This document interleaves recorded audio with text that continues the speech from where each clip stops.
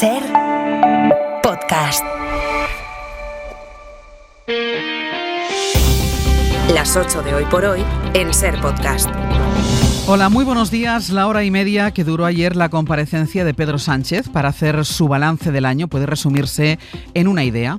Él piensa seguir pese a todo. No cree que haya que adelantar las elecciones ni que tenga que hacer cambios en el gobierno, como pide Sumar, y aunque los socios se estén poniendo nerviosos. No cree que afecten los casos de corrupción que protagonizan las personas en las que él confió, y defiende que su partido, a pesar del caso Salazar y del malestar interno, ha sido contundente con las denuncias por abuso sexual. El presidente del gobierno admite errores, pero avisa de que está dispuesto a resistir porque dice que le rodea un buen equipo. Que el mayor error histórico que se cometería en nuestro país es un gobierno de la derecha y el ultraderecha. Porque yo he visto al señor Abascal irse a hacer una foto con el primer ministro Netanyahu en pleno bombardeo de Gaza. Y he visto cómo el señor Feijóo ha dicho, bueno, que fue un divorcio duro, un caso de violencia de género. Por tanto, 0 lecciones. ¿Que hemos cometido errores? Como todos.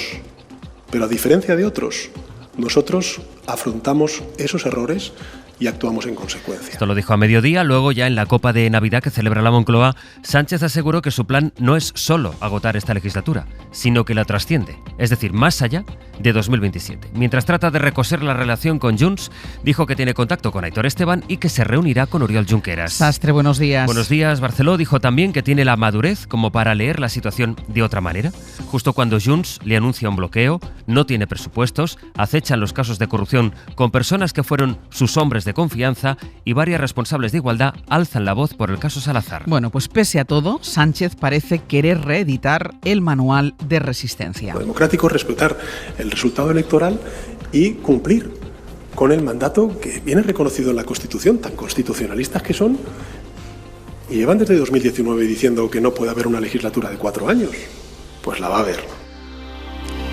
Esta idea de resistencia, de que aún queda legislatura por delante, es la que luego desarrolló ante un grupo de periodistas en la Moncloa y estuvo Guillermo Lerma. Guille, buenos días. ¿Qué tal? Buenos días, Ángels. Y lo que os dijo es que él siente que está con fuerzas para seguir, con capacidad política para seguir, y que ve incluso una ventana de oportunidad en Junts.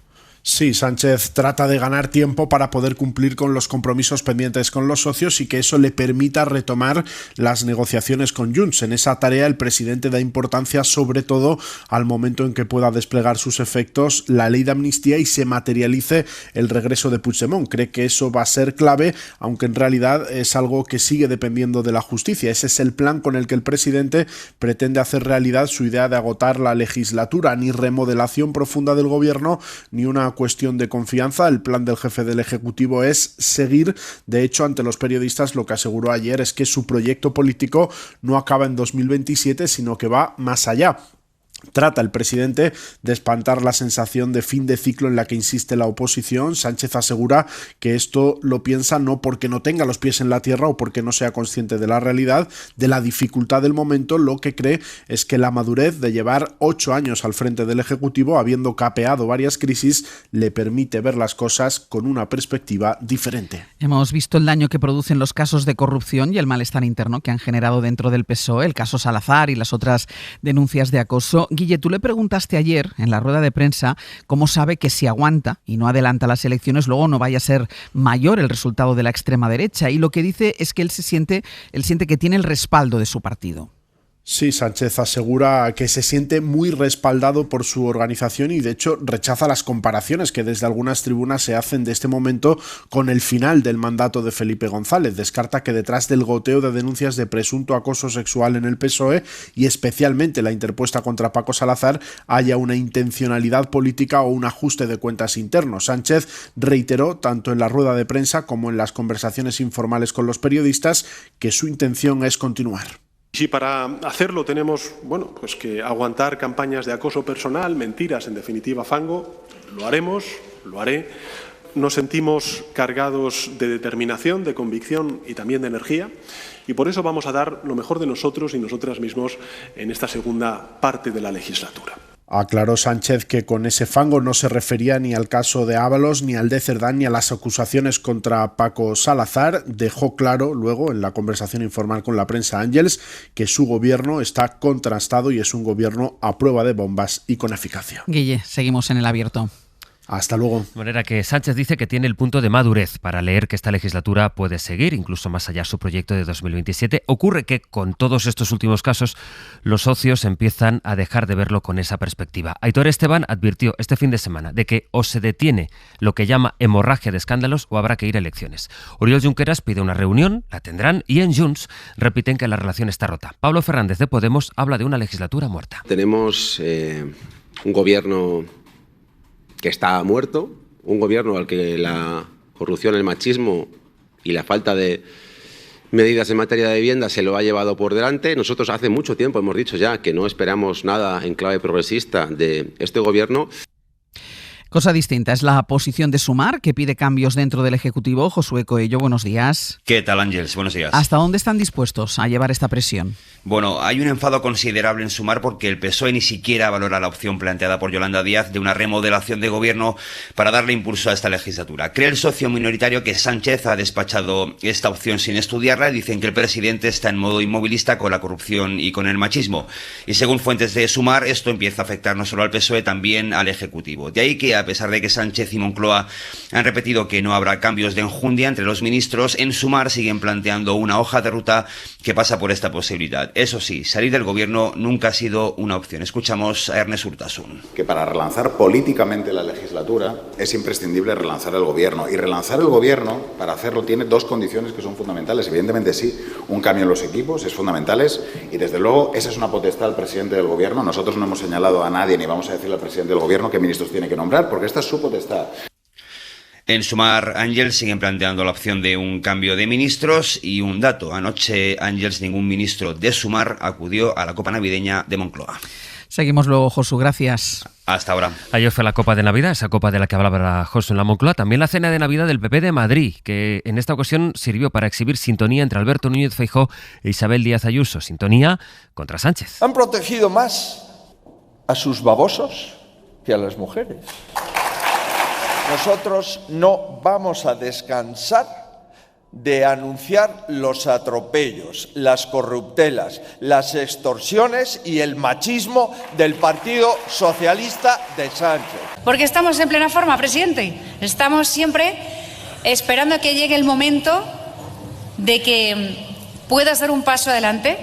Este desgobierno que nos está tocando sufrir en España caiga, que se va a desmoronar y va a implosionar en cualquier momento. El PP cree que el daño que le producirán al PSOE los casos de corrupción y de acoso aceleran ese final de ciclo que ellos confían en que se proyecte en el nuevo ciclo electoral que se estrena este domingo en Extremadura, que seguirá en Aragón, toda vez que Jorge Azcón convocó ayer las elecciones para el próximo 8 de febrero. Ocurre que ese ciclo del que el PP espera salir victoriosos, también el ciclo en el que, según están adelantando las encuestas, Vox va a salir reforzado.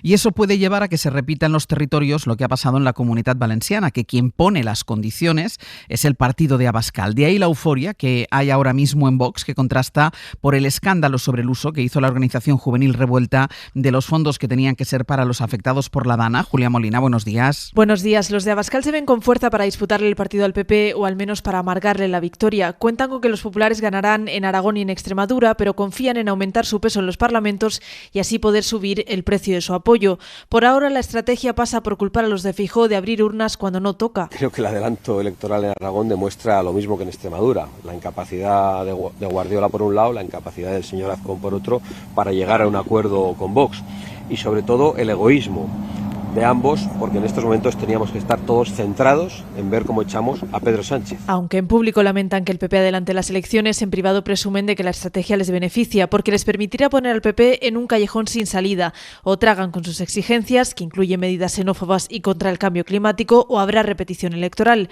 En Génova dicen no tener miedo a Vox, sostienen que van a elecciones para barrer al PSOE, que es su único objetivo, y que prefieren el voto en la ultraderecha y no en la izquierda. Una de las comunidades que tiene elecciones a la vista Caritas Andalucía, cuyo centro de estudios advierte de que Juanma Moreno puede perder la mayoría absoluta. Ayer les contamos cómo mujeres afectadas por la crisis de los cribados han empezado a compartir en un grupo de WhatsApp su indignación por la forma en que, desde Barcelona, en la presentación de su libro, Moreno Bonilla dijo que las pacientes que habían desarrollado cáncer de mama eran un 1%. Ellas responden que no han sido 23 mujeres las que han tenido la enfermedad, sino que han sido al menos 300 las que o no recibieron noticia de las sospechas en su cribado o las recibieron pero tuvieron que esperar hasta 2 años para que les hicieran una segunda prueba. El consejero de Presidencia, que lo es también de Sanidad después de toda esta crisis, Antonio Sanz, salió ayer a justificar por qué el presidente Juanma Moreno dio en un acto en Barcelona ese dato de cuántas mujeres tenían cáncer, ese 1%.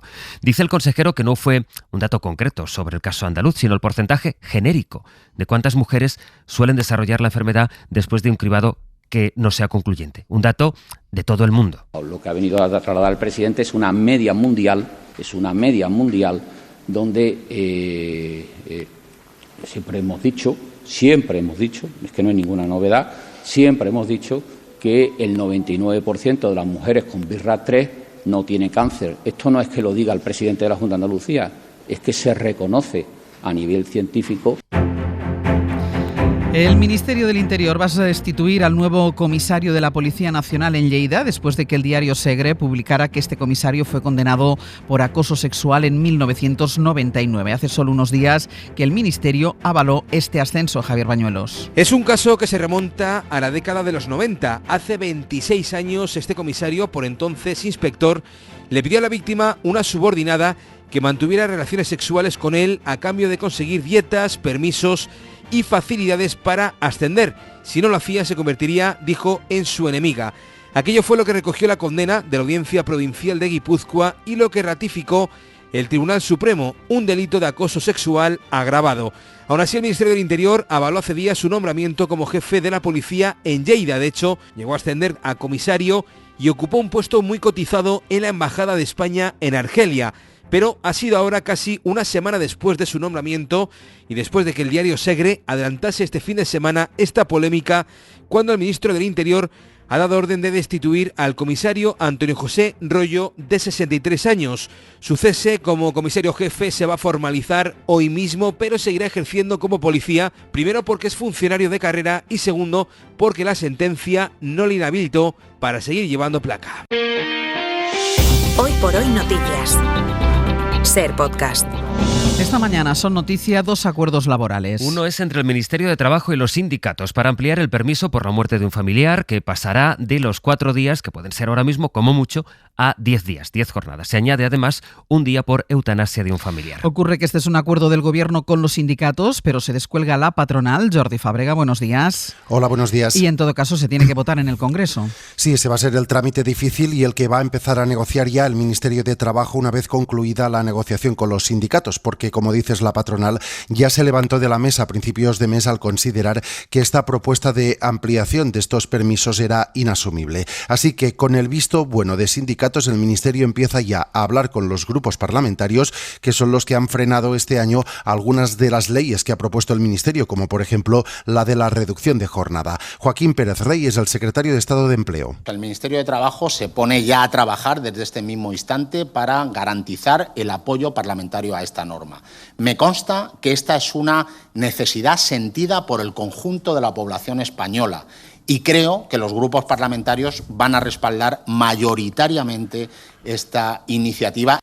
Iniciativa que consiste en ampliar de 2 a 10 los días de permiso laboral por fallecimiento de un familiar de primer grado, crear un permiso de cuidados paliativos que se podrá disfrutar hasta un máximo de 15 días y también la creación de un permiso para acompañar a una persona en el día de su eutanasia. Jordi, gracias. Hasta luego. El otro pacto tiene que ver con la sanidad. El Ministerio ha preacordado la jornada de 35 horas para los sanitarios, con lo que se desconvoca la huelga que este colectivo tenía previsto el mes que viene. Esta negociación es distinta a la que mantiene con los médicos, que piden, ya saben, un convenio aparte para los facultativos.